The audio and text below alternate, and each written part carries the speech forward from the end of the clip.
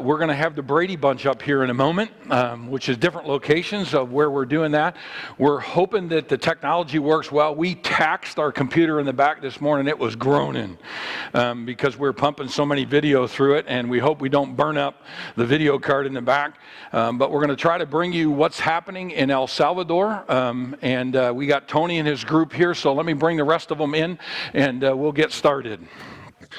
We're here in the second service live, and we had a great time in the first service with getting an update. And so I'm going to immediately turn it over to Tony, and he's going to roll with what's happening and introductions. Go ahead, Tony.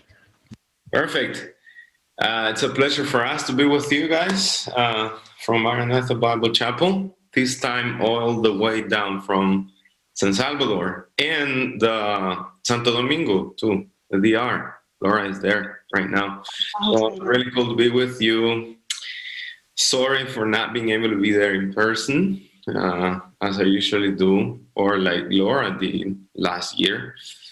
But of course, it's kind of difficult to make it happen this time. But on the other hand, you get to have the full package, because this time it's not only me or Laura, but it's the full staff that is with us. And I would like them to start to introduce themselves as we go and develop this video call. So it's a pleasure for us to be able to share with you what has been happening this year down here in Vision El Salvador, and just keep this partnership going. You know, it's a privilege to be able to work together, you guys from the U.S. and we here on the missions field down here in El Salvador. So without any more saying from me, I'll hand it over Gloria and Jonathan that are going to introduce themselves and just share a few words with you. All right, so Gloria, Jonathan. Hi, my name is Gloria. And yo por Embassy en El Salvador. I am secretary. I am cook the group, cook the fuente. Y utility. Sorry, no speaking English. That's really good. She cooks for teams when they're here. She's in charge of all meal preparations and everything for our youth programs, youth development centers. And also she does some like secretary work. So she does a little bit of everything. She's important for our ministry, and we're glad to have her with us. Jonathan. Hola, mi nombre es Jonathan Ramírez. Hello, my name is Jonathan Ramírez. Yo soy en Envisión el encargado de mantenimiento y de transporte. So I'm in charge of, here at Envision El Salvador, in charge of maintenance of our buildings and also transportation. Bueno, a mi cargo está el edificio, mantenerlo de la mejor manera y el control de los ingresos para el transporte y las reparaciones y los mantenimientos. So my main work basically is to have our buildings in good shape so we can host teams and have our programs here when we're doing it in a physical way, like with kids coming in here and everything, and also take care of all the transportation matters, either for teams or the programs working with the youth. And it's a pleasure to be with you. Okay, I also have Hamilton with me, and I will like him to introduce himself to, and for you to get to know him a little bit more. Hi, hello everyone. My name is Hamilton Martinez. I work for Envision Salvador since 2013.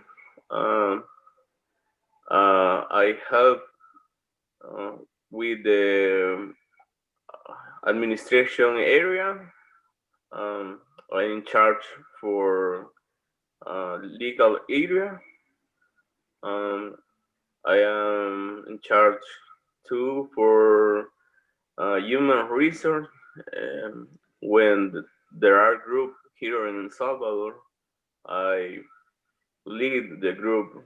Um, yeah, that's my job. Thank you.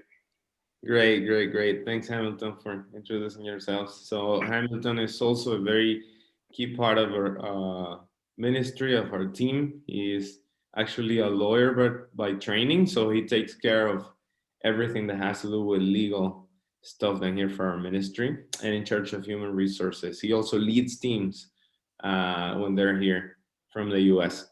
So I just wanted to talk to you about what the year has been looking like in the middle of COVID. And of course, I gotta tell that it's not being normal at all, and we have been trying to adjust to whatever God had for us in store for this summer.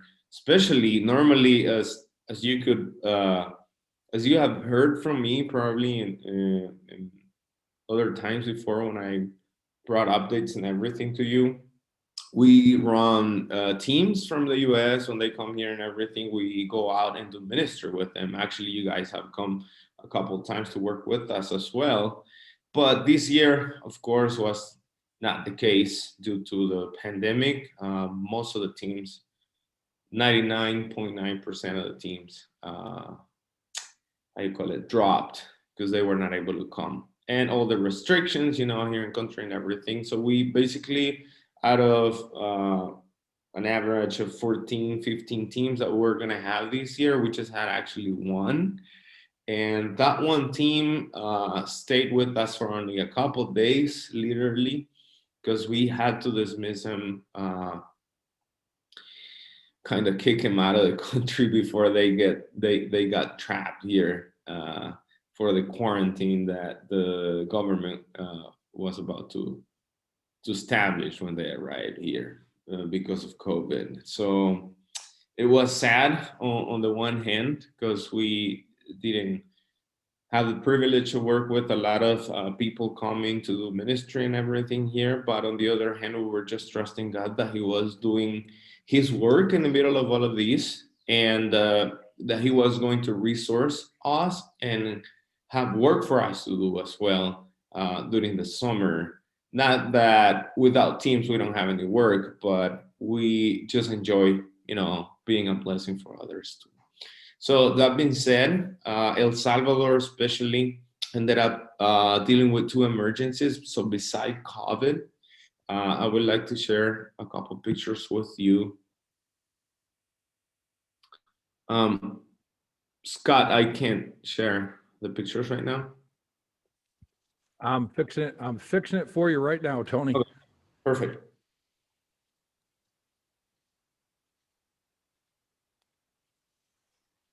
You should be able to now. Awesome. Great. So, let's see. Beside being already dealing with COVID-19, which was already an emergency everywhere, and El Salvador was not the exception, and us trying to think ahead of what we could do in order to serve our youth from our youth programs and everything. All of a sudden, by the end of May, more or less, this storm called Amanda hit us really bad. And this is just a picture of how some streets were looking like here in San Salvador. And also this, this just a devastation that all these type of natural disasters bring. We started to make some calls, make some posts on Facebook asking for donations so we could go out and try to serve our people here that were in big need of help, especially groceries, and stuff like that. And Also, here's a picture of like a satellite picture of how we were basically right in the middle of the storm, our country, right? 'Cause it was affecting, as you can see, part of Honduras and Guatemala to your left side there. But we were exactly in the middle, so that's why all the devastation that it caused. So now we had to deal with these two things, but thank God that He provided through different churches and people, individuals, families, for us to be able to go out and bring some aid and relief work to different families and shelters. And is that way that we were able to share some groceries. We can see Gloria there handing a bag full of like corn flour, pasta and tuna and, like uh, things that are basic to feed people at homes and stuff like that, like toilet paper and stuff like that.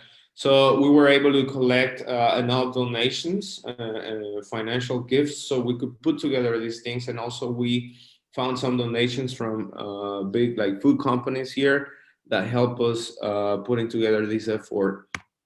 Also, we were cooking a lot of meals to take to different shelters.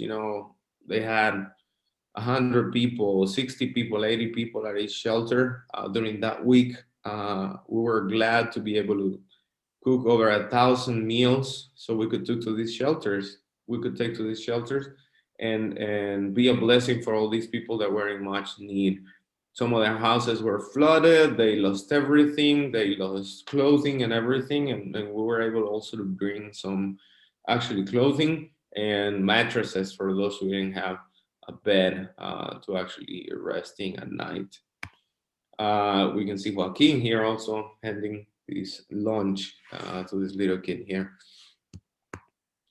Also, God led us to go help this family that ended up in a really complicated situations in the aftermath of the pandemic and also the storms. And they were uh, living in a house that I'll show you in the next picture how it looked like. But God kind of pointed us. This is something that really the Spirit was talking to us very, very specifically. And God made all the connections happen so we could go help this family. Um, that to the left is the house that they used to live in, basically made out of bamboo, you know, scrap pieces or wood scraps and also plastic. I mean, the walls were literally just like plywood scraps and plastic and stuff like that. Uh, the guy who was the father of the house, was able to put something together so they could have a roof under the one they could sleep at night. But God again made all the connections work through friends and other organizations, so we could end up meeting with them and give them a little bit more substantial home for them, made out of like metal frame and with actual windows and everything. So we felt really blessed as we were blessing this family, and now they have a better place to actually rest in, and live.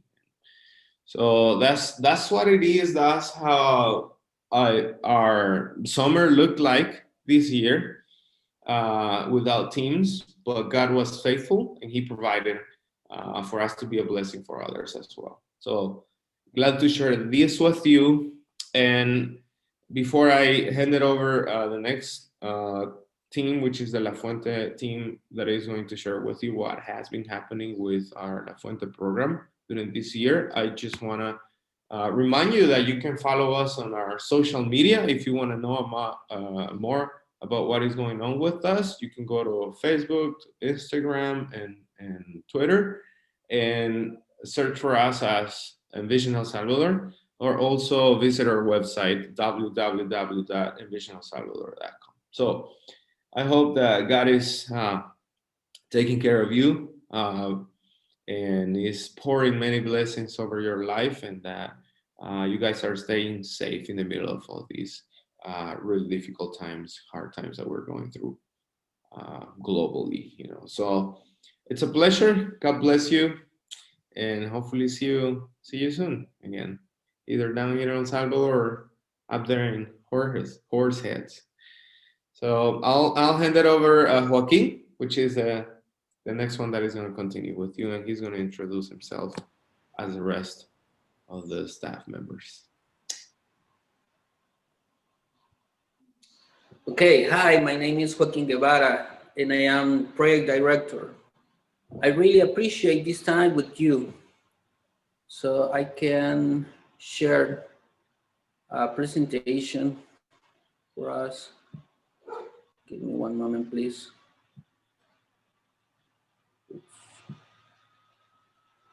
Okay, today I will share about the La Fuente program. La Fuente is a program after a School of Ambition, and John 7:37 part B says, "Let any who is thirsty come to me and drink." This is the reason because La Fuente, the fountain, is called like that. The main parts for La Fuente are spirituality, education, sport, and scholarship. Also, we teach values to our children, values like honesty, respect, love, service, integrity, perseverance, hope, and acceptance. We had words like that from 2015. Now, because of the pandemic, we moved the program to online. It has been an interesting and happy experience. So, my coworker Saul Mejia will talk about the spiritual part, and also my coworker Ever will talk about the education part. So Okay, I'm trying in introducing in English. Then I need a translate. My name is Saul, and I'm working at Envision El Salvador as a project assistant. I am basically in charge of monitoring the programs that belong to La Fuente. En el área espiritual, debo mencionar que estamos trabajando constantemente con devocionales. So in the area of spirituality, I should mention that we are constantly working with devotionals. Esto es cada semana y el propósito principal es fortalecer la relación que cada joven tiene con Dios. And so this is a weekly practice, and this is the purpose of this is to strengthen the relationship between the kids and God. Además, realizamos diferentes sesiones de consejería. And additionally, we also have different sessions of mentorship with them. Esto pues con el objetivo de ayudar a los jóvenes a sobrellevar la carga emocional. And so, this is so that we can help them kind of carry any emotional burdens that they may have.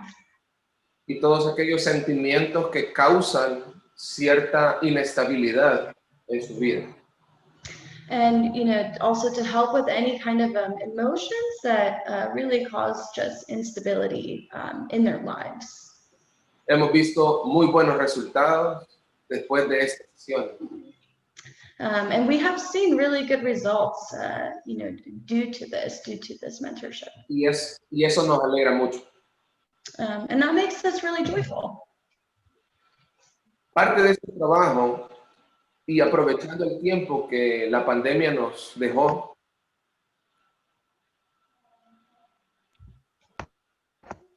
And so part of this time, the pandemic really, sorry, I'm going to ask Saul to repeat what he said. So, ¿me puedes repetir lo que dijiste? Parte de este trabajo y aprovechando el tiempo que la pandemia nos dejó, And so a part of this work, and actually the pandemic kind of allowed us to do this, and we took advantage of this. todo el staff ha estado siendo capacitado And so all the staff has been just been given the ability sobre cómo desarrollar bosquejos para sermones. we've been given staff the ability on how to develop outlines for sermons. Creemos fielmente que la palabra de Dios es la que hace la transformación en la vida de los jóvenes. And so we believe, very strongly that God's word is, what makes that transformation. Así que gracias por este tiempo, que el Señor les bendiga. And so thank you so much for your time, and God bless you. Okay, hello everyone, God bless you. My name is Ever Maldonado. I am a general tutor of La Fuente program. It's a pleasure estar acá. Okay, como encargado del área educativa, As the person who is in charge of the education area, en este tiempo de pandemia hemos trabajado en línea. In this time of the pandemic, we have been working online. Trabajamos en sesiones de tutorías con los jóvenes. We work with tutoring sessions, as you can see here, with the kids. Apoyándolos en su desarrollo semanal de actividades de cada institución educativa. And so we support them weekly with, just any areas in the education realm, that they each individually have. Nuestro propósito es dar. ¿Puedes repetir eso, Ever? Nuestro propósito es dar un refuerzo. So our purpose is to reinforce. Para mejorar el desarrollo educativo. To help them develop, even better educationally. Damos tutorías en diferentes áreas básicas de educación. So we give help in 3 different basic education areas. Y también como programa tenemos otras actividades. As well as a program, we have other types of activities. Junto con alianzas con universidades, como por ejemplo. ¿Puedo repetir eso, Ever? Nos hemos unido con otras universidades, o como universidades. And we've had partnerships with others, other organizations, such as universities as well. Para dar una mayor amplitud en el desarrollo educativo. To kind of just widen the horizons as far as developing, their education goals. Tenemos un programa de inglés. We have an English program. También tenemos el programa de becas para los chicos de bachillerato. ¿Me puedes repetir eso? También tenemos un programa de becas. We also have a scholarship program. Para los jóvenes de bachillerato. For the high school students. Y un programa para jóvenes que dejaron de estudiar. And then we also have an online high school program for kids who, for one reason or another, weren't able to finish traditional high school. Okay, esa es nuestra labor. Estamos alegres por hacerla. And so that is our labor, and we are really happy to be doing doing this. Okay, just I say one thing: God is good. Okay. Bless you. God bless you. Yeah. Okay. Hi, my name is Jonathan Rivich, and this is my wife, Shannon. Hello. As you can probably tell, Shannon is bilingual. I am not so bilingual, so I'm learning Spanish, but it's helpful to have good translators like Tony and Shannon around. So Shannon and I are interns with Envision, and you can do internships for different periods of time. We are going to be here for a year in total, and we arrived in the beginning of March, right before the pandemic. So we had to adjust our kind of our plan for our time here a little bit. And our main project that we came to work on is to kind of help develop and launch another La Fuente program in a different part of the city. The area that we are trying to launch a program in is called Apopa. And we have, as an organization, we've done some work there already. The partnership is with an Alliance church there, and some of the La Fuente staff and actually some of the girls from one of the sports programs have already worked with an after-school youth program that they had just started. We were able to attend one of the youth programs before the quarantine restrictions came into effect. So that was really good because we actually got to experience it and kind of see what they had developed so far before going into a time period where we had to shift everything online. And primarily we were just meeting with the staff and volunteers online to help them further develop the program and to make it mirror the La Fuente program that we carry out with the kids that you just heard about. So we were still able to carry out a lot of our work anyways, regardless of the quarantine restrictions, which was really great. We felt really blessed to be able to do that. But it also opened up the opportunity for us to partake in some of the relief efforts that Tony mentioned. And Shannon also has been taking a role in the communications area. So she's been spending a lot of time doing that as well.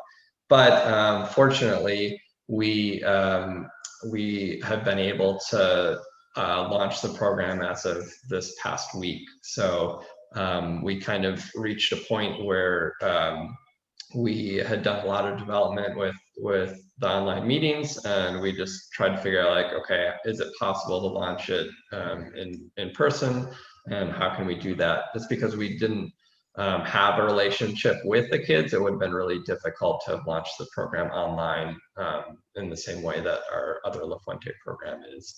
The kids at the Apopa site are different ages than the program that we work with through our main office. So we actually have a span from anywhere from 3 years old to 16 years old. So it's pretty big. And that's required us to kind of have 3 different kind of programs running at the same time at the sites when we do the program. Also, because of the COVID restrictions, we decided instead of meeting at the Alliance Church in Apopa, where they had traditionally met, we're offering kind of these satellite locations. So we have, we still offer a program at the church on one day, but then we also have 2 other sites that are in the neighborhoods that are closer to where a lot of the kids are coming from. So, so we have 3 different days that we're running programming. And we have 60 kids total that participated in the program this last week, which is really great because that's about the same number that signed up. So we're getting really good numbers. I'm gonna switch over to some pictures to just kind of show you how this past week went, and Shannon's gonna talk a little bit more about that. Oops. Okay, so I'm just going to share the screen here. Is it this one? Yes. Okay. Yeah, so so one of the things that we have done, because we are meeting physically, and there is still a pandemic going, is we're taking the precautions that are necessary and that are also recommended. So we always have masks available for the kids if they need them, if they come without one. We have the hand sanitizer, we're taking their temperature. So here we just have some of the kids arriving to the program. And then usually, so we have about an hour to work with the kids. And again, we've had to adapt this because of because of the pandemic, just the restrictions. So, but it has allowed still for, I think, really good interaction, which has been really exciting. So after they arrive, we do worship with them, and we do prayer, which has been really fun too, to get to share that time with them and to, kind of teach them a little bit about that. And the other volunteers have done a really good job interacting in a way that's age appropriate and is also super engaging. And then usually after that, we will have an icebreaker time with the kids, just to make them feel more comfortable.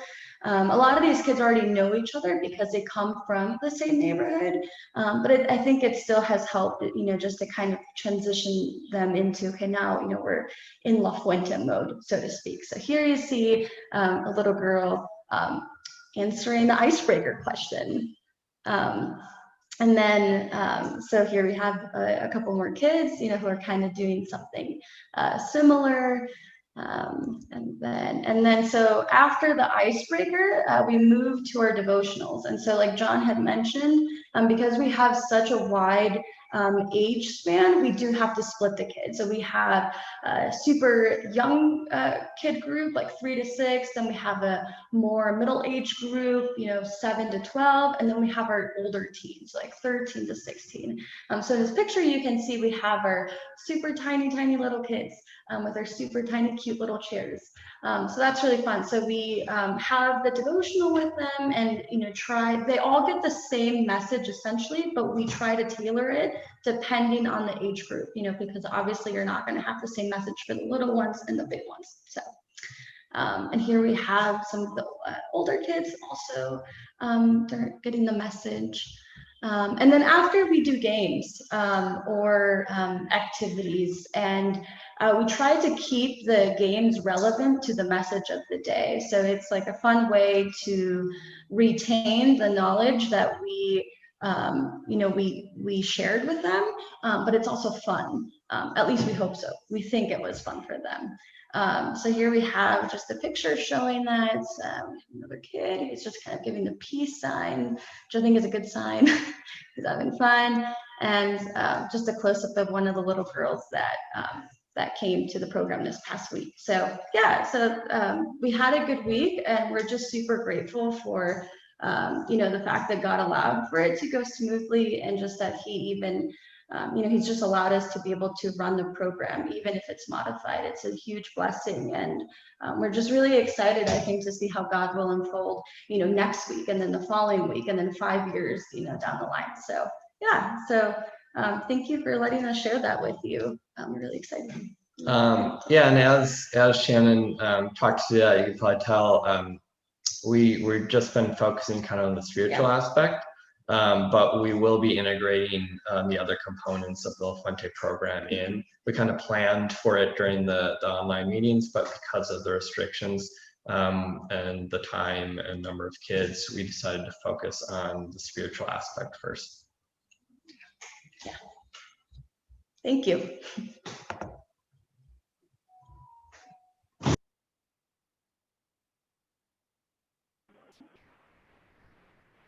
Hi guys, for any of you who don't know me, my name is Laura Rodriguez. I am the site associate with Envision in El Salvador.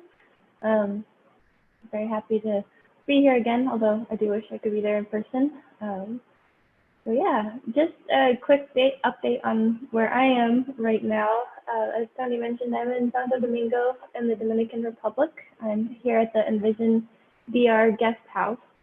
COVID turned my plans upside down along with the rest of the world. And so initially I was set to leave in May, and then that of course did not happen. I was also set to, I was going to go to language school in San Jose, Costa Rica.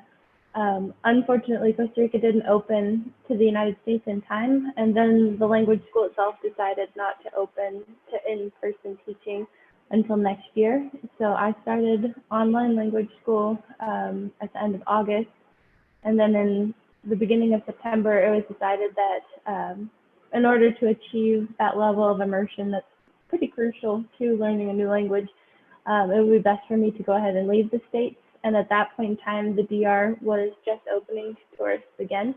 So I flew here to the DR, and I will be waiting here and continuing to study until November 9th. After some meetings that we have, I'll fly back with Tony to El Salvador. I plan on being in school until the middle of December, and then, Lord willing, I'll be done if I can achieve the level of Spanish that I need to at the end of this term. So, shooting for a superior qualification. So if anybody wants to pray, feel free to pray for my brain in this time, because language learning is pretty mentally exhausting sometimes.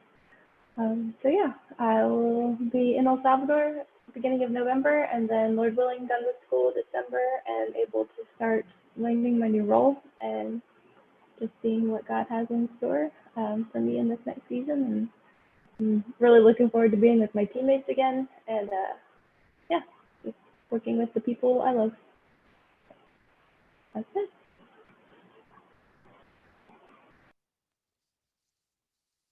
Well, I thank you all for joining us today. It's great to see you all again. Last time I was with you guys, Hamilton and Joaquin and Gloria and Tony was in Costa Rica, and looking forward to coming back to San Salvador soon. Laura, it's great to see you, and can't wait till you're on site in El Salvador. We're praying for you, and it's just great to be able to see you all. I know it'd be better in person, but this is the best we got for right now. Tony, why don't you close us up with a goodbye from you? All right, buddy? Yes, as I said from the beginning, it was really a good time that we had in these two services. I hope you guys have understood a little bit of what is going on with our ministry here, and you have a good glimpse of what God is doing, even in the middle of these uncertain times and difficult times. So God bless you all, and we hope to see each other in person at some point, either, as I said, down here in El Salvador or up there in the US. We're glad to be in partnership with you.